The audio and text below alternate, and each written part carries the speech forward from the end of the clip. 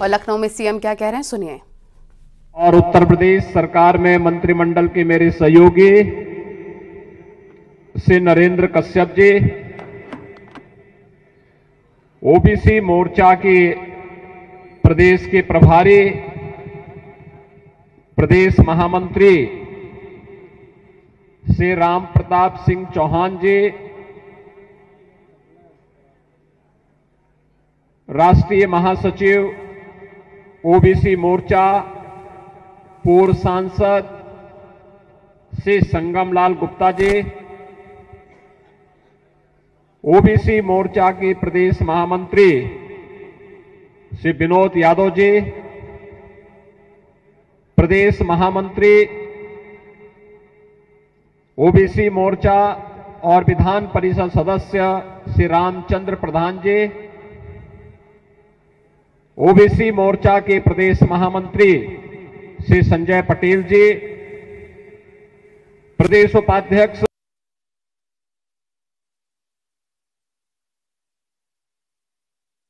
योगी आदित्यनाथ को आप सुन रहे थे। बहरहाल खबरों में आगे बढ़ते हैं। खबर हरिद्वार से। ये देश की कौमी एकता की मिसाल ही है कि आस्था की सबसे बड़ी यात्रा के लिए कावड़ तैयार करने वाले ज्यादातर कारीगर मुस्लिम हैं। संजय पटेल जी,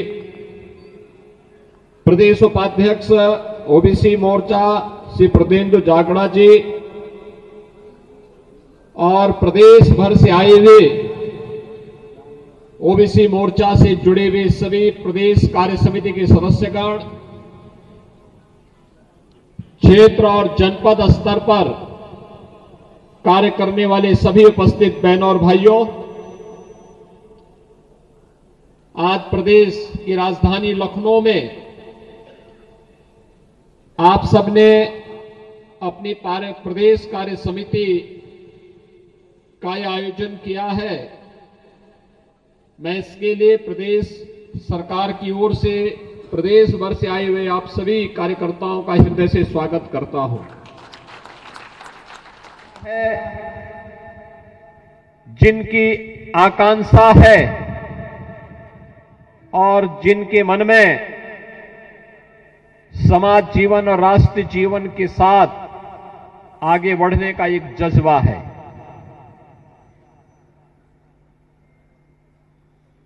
जब कोई समाज अपने स्व का बोध खोता है तो उसके सामने पहचान का एक संकट खड़ा होता है और कुछ ऐसा ही षड्यंत्र इस समाज के साथ किया गया जो आज अपने को पिछड़ा वर्ग कहता है।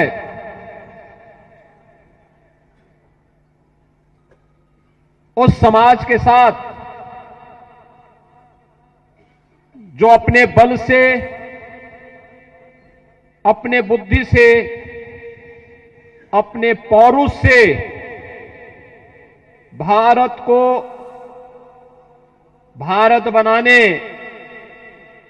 भारत को सोने की चिड़िया बनाने, भारत को समृद्धि के नई ऊंचाइयों तक पहुंचाने का जज्बा रखता था, जब एक साजिश के तहत उसे आपस में ही लड़ा करके उसके सामने उसके सत्व के बोध को समाप्त करवा दिया गया, तो एक पहचान का संकट न केवल इस समाज के सामने बल्कि पूरे देश के सामने आ गया था। और यही कारण है, वे ताकतें जानती थी कि अगर ये समाज ऐसे ही पराक्रमी रहा, ऐसे ही पौरुष से भरपूर रहा, तो दुनिया की कोई ताकत, दुनिया का कोई आक्रांता भारत का बाल बांका नहीं कर पाएगा। और इसके लिए उन्होंने साजिश रची, आपस में लड़ाने की साजिश रची, आपस में ही एक दूसरे को भिड़ाने की साजिश रची और परिणाम हम सबके सामने है। जो कार्य कभी विदेशी आक्रांता करते थे आज वही कार्य तो इस देश के अंदर छद्म सेकुलरिज्म के नाम पर आने वाले राजनीतिक दलों ने किया है। यही कार्य तो किया है, वही तो कर रहे हैं, उनके द्वारा यही तो कराया गया। और ज्यादा दूर मत जाइए, ये चुनाव, अभी लोकसभा का चुनाव इसका एक उदाहरण है। कैसे आपस में लड़ाया गया, कैसे आपस में एक दूसरी जातियों को लड़ा करके अस्तित्व का एक संकट खड़ा करने का प्रयास किया गया।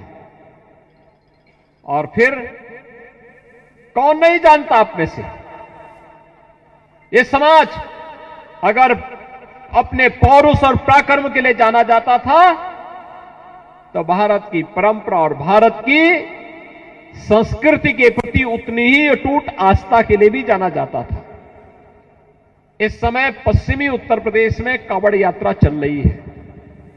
याद करिए, यही कांवड़ यात्रा इस कांग्रेस और समाजवादी पार्टी की सरकार के समय, बहुजन समाजवादी पार्टी की सरकार के समय प्रतिबंधित की गई थी। के प्रति उतनी ही अटूट आस्था के लिए भी जाना जाता था। इस समय पश्चिमी उत्तर प्रदेश में कांवड़ यात्रा चल रही है। याद करिए, यही कांवड़ यात्रा इस कांग्रेस और समाजवादी पार्टी की सरकार के समय, बहुजन समाजवादी पार्टी की सरकार के समय प्रतिबंधित की गई थी। ये केवल एक कांवड़ यात्रा नहीं है, ये केवल शिव भक्तों का एक मंगल गान नहीं है, उनकी यात्रा भर नहीं है। इसके साथ रोजगार भी जुड़ा हुआ है। याद करिए, कांवड़ यात्रा के साथ चलने वाले लोगों का रोजगार, उसके साथ लगे हुए हस्तशिल्पियों का रोजगार, उसके साथ लगे हुए छोटे गांव के दुकानदारों का रोजगार, उसके साथ जुड़े हुए सभी अन्य कार्य जो उस यात्रा के साथ चलते थे, जिनकी आजीविका चलती थी। एक यात्रा वर्ष भर के लिए उनके पास इतनी आमदनी करती थी कि वे उस आमदनी को फिर कहीं लगाते थे, उससे कई गुना मुनाफा कमा करके फिर अपने और अपने परिवार की भी और देश की समृद्धि में भी अपना योगदान देते थे। लेकिन पिछली सरकारों ने इसको रोकने का काम किया था। आपके पर्व और त्योहार याद करिए, किसी एक पर्व और त्योहार को आप नवरात्रि में दुर्गा मूर्ति का स्थापना करते हैं। मूर्ति में क्या, मूर्ति अपने आप बन जाती है? उसके लिए कारपेंटर भी चाहते होंगे, उसमें मिट्टी का काम करने वाले लोग भी चाहिए होते हैं, उसमें उसकी डिजाइनिंग बनाने वाले लोग भी चाहिए होते हैं, उसमें रंग भरने वाले लोग भी चाहिए होते हैं, उसके लिए उस प्रकार के वस्त्रों की साज सज्जा के लोग भी चाहिए होते हैं।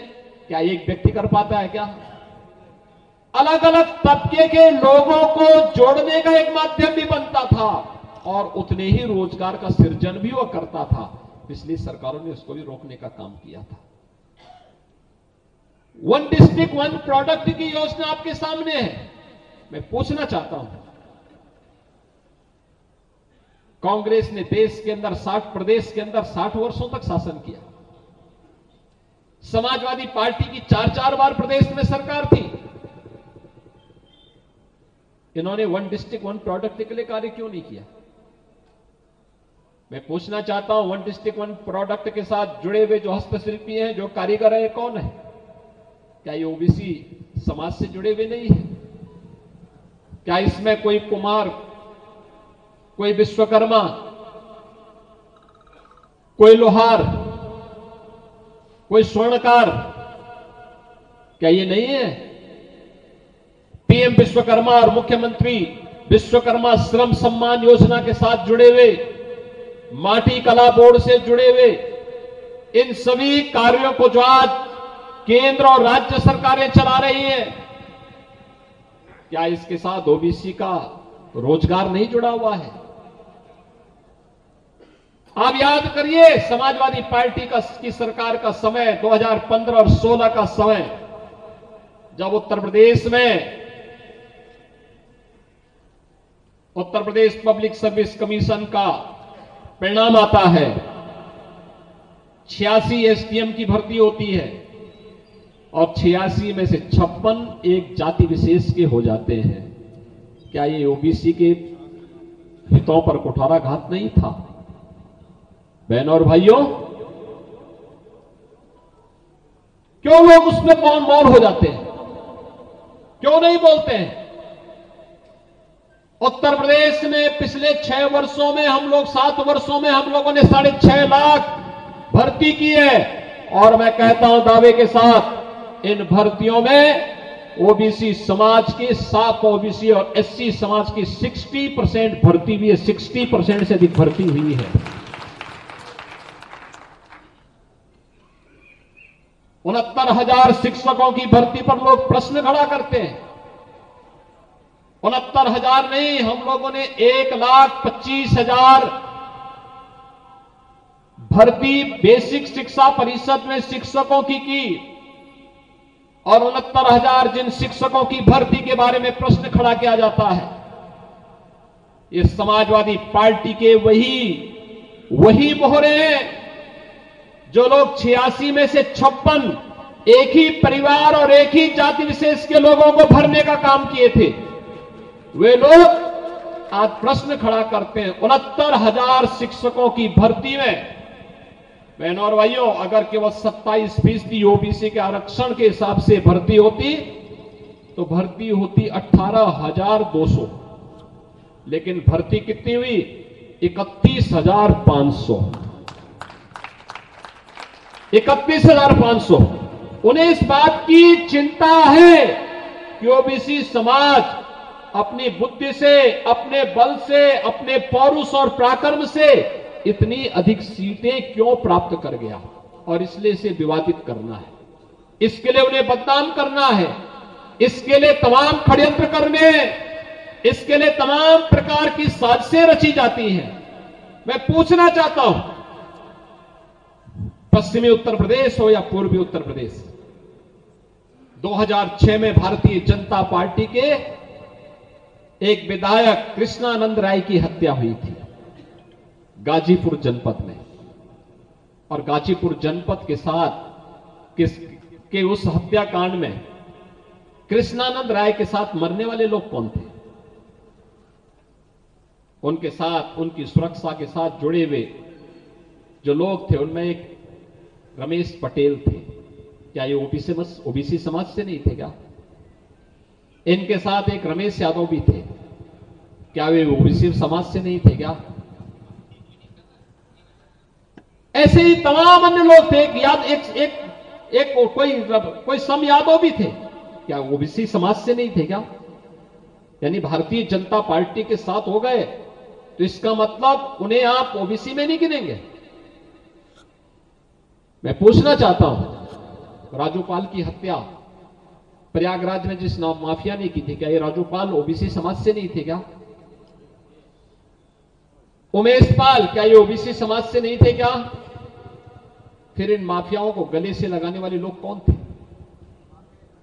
और समाजवादी पार्टी के लोग इन माफियाओं को गले से लगा करके प्रदेश में अराजकता और गुंडागिर्दी और दंगों की आग में प्रदेश को झोंकने का कार्य जो की थी, उस समय ये पीडीए के लोग कहां थे? ये पीडीए का नारा लगाने वाले लोग उस समय कहां चले गए थे?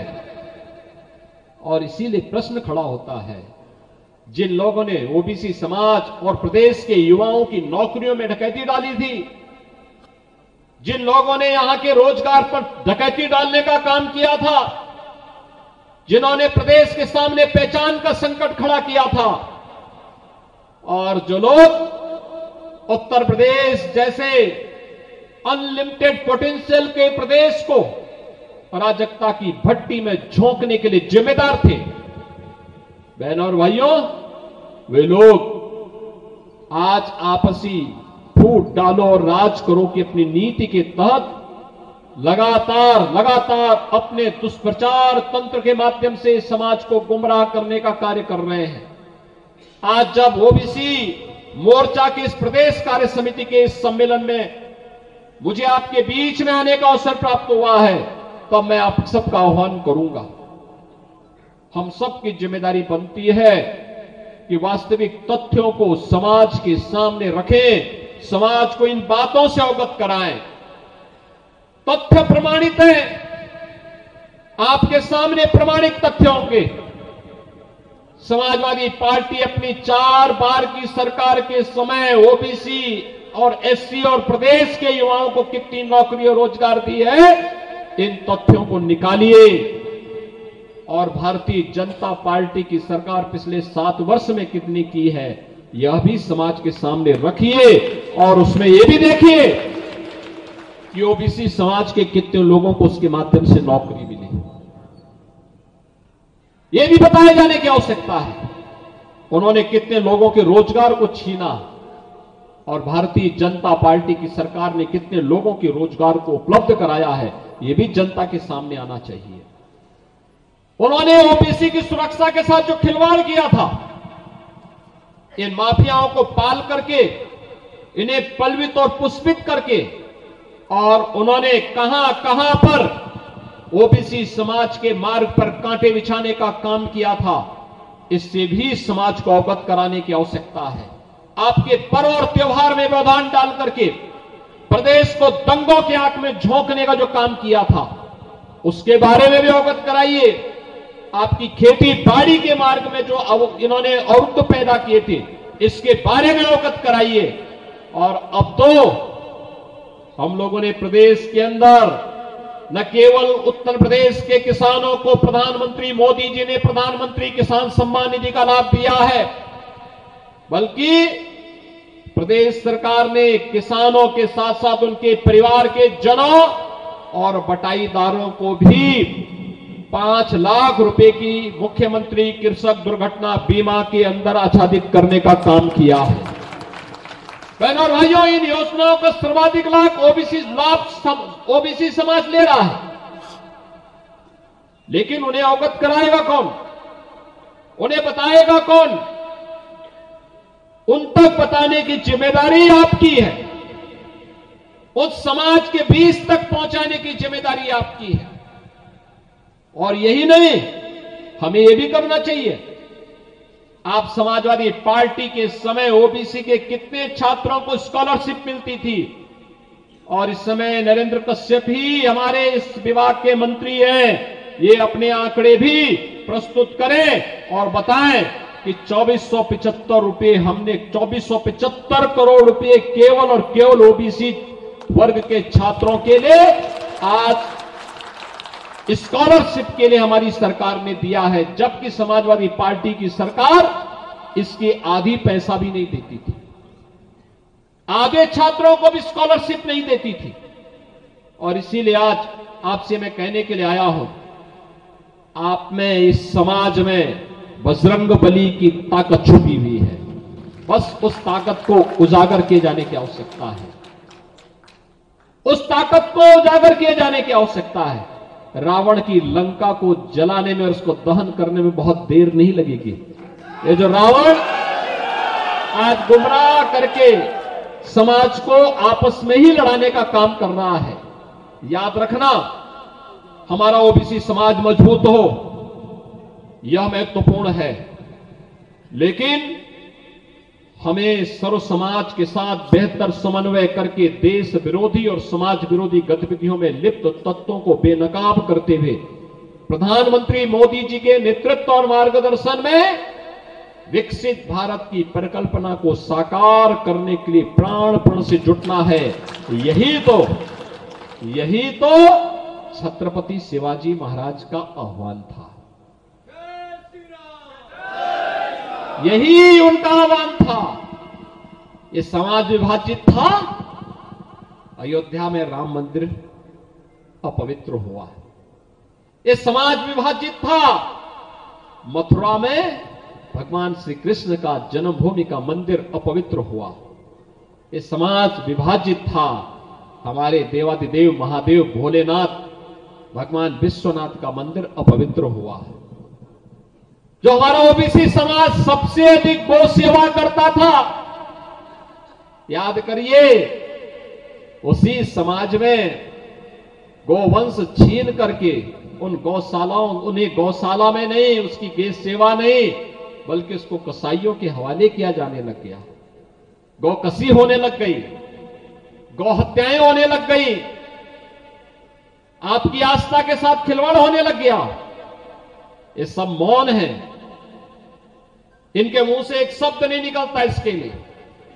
ये अयोध्या पे नहीं बोलेंगे, ये मथुरा पे नहीं बोलेंगे, ये काशी पे नहीं बोलेंगे, ये माफिया राज पे नहीं बोलेंगे, ये लोग दंगों पे नहीं बोलेंगे, ये लोग कांवड़ यात्रा पे नहीं बोलेंगे, ये श्री कृष्ण जन्माष्टमी पे नहीं बोलेंगे, ये होली और आपके पर्व और त्योहारों पे चर्चा नहीं करेंगे।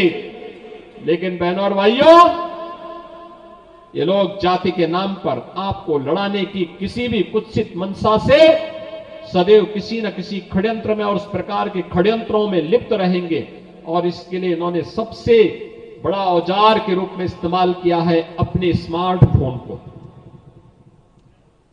स्मार्टफोन, सोशल मीडिया प्लेटफॉर्म, और उसके माध्यम से झूठे वक्तव्यों को निकाल करके, झूठी जातियां और झूठे शेयर करके इन्होंने इस प्रकार के षड्यंत्रों को आज अंजाम देना प्रारंभ किया है कि पूरा समाज एक दूसरे को दुश्मनी भरी निगाहों से देखने की स्थिति में पैदा हो। इस प्रकार के षड्यंत्र लगातार कर रहे हैं, इसलिए इनसे सावधान बनने की आवश्यकता है। और एक बार फिर से भारत को प्रधानमंत्री मोदी जी के उन संकल्पों के साथ जोड़ने की आवश्यकता है जिन्होंने 2047 तक भारत को दुनिया की सबसे बड़ी ताकत के रूप में स्थापित करके एक विकसित भारत के सपने को साकार करने का जो संकल्प लिया है, उस संकल्प के साथ जुड़ना हम सब नागरिकों का दायित्व बनता है। और इस दायित्व के साथ आपको जोड़ने के लिए आज उत्तर प्रदेश ओबीसी मोर्चा की इस प्रदेश कार्य समिति के माध्यम से मैं आप सबका आह्वान करने के लिए यहां पर उपस्थित हुआ हूं। बहनों और भाइयों, मैं आपको इस बात के लिए आश्वस्त करता हूं, मैं आपको इस बात के लिए आश्वस्त करता हूं कि डबल इंजन की सरकार है, आपके हितों को हर प्रकार का संरक्षण देगी, आपके हितों के साथ खिलवाड़ करने की छूट किसी को नहीं देगी। हम हर हाल में, हर स्थिति में आपकी आस्था के साथ, आपकी परंपरा के साथ, आपके पूर्वजों के साथ, आपके व्यापार के साथ, आपके रोजगार के साथ, आपकी आस्था के साथ किसी को भी खिलवाड़ करने की छूट नहीं देंगे, किसी को भी छूट नहीं देंगे। आधी आबादी, बेटी और बहनों की सुरक्षा के साथ किसी को खिलवाड़ करने की छूट नहीं देंगे। लेकिन हमें भी अपनी ताकत का एहसास होना चाहिए, और ये ताकत हमारी है एकजुटता का, एकता का एहसास। और उस एकता के एहसास के माध्यम से हम अपनी ताकत के माध्यम से, अपने पौरुष और अपने पुरुषार्थ के माध्यम से अपने आप को साबित करके भारत को एक बार फिर से विकसित भारत की परिकल्पना के लिए विश्व गुरु के रूप में स्थापित करने के इन संकल्पों के साथ जुड़ करके हम कार्य करेंगे। तो इसमें न केवल ओबीसी समाज की बल्कि सर्व समाज की, और सर्व समाज के माध्यम से भारत के साथ साथ विश्व मानवता के कल्याण का मार्ग इसके साथ जुड़ा हुआ है।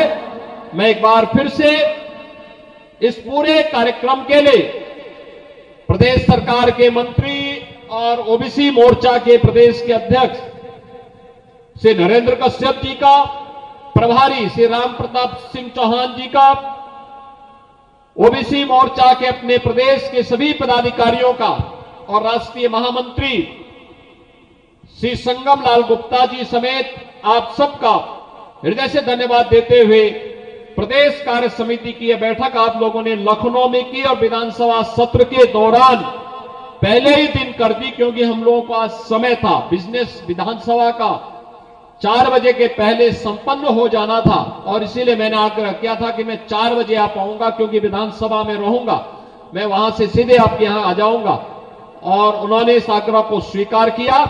मैं आप सबके इस कार्यक्रम के प्रति अपनी शुभकामनाएं देता हूं, आपसे आग्रह करता हूं कि आप लोग प्रदेश के सभी जनपदों से आए हैं, अपने जनपदों में समाज को जागरूक करने, शासन की योजनाओं को पहुंचाने, समाज से जुड़े हुए तबकों को सही तथ्यों से अवगत कराने, विरोधियों के कारनामों से समाज को अवगत कराने का कार्य भी करेंगे और समाज की एकजुटता के लिए कार्य करेंगे, तो मुझे लगता है कि इससे न केवल समाज को बल्कि प्रदेश को और देश को लाभ होगा और आने वाली पीढ़ियां आपके इस कार्य के लिए आपके प्रति कृतज्ञता ज्ञापित करेंगे। इस विश्वास के साथ आप सबके प्रति मैं अपनी शुभकामनाएं देता हूं।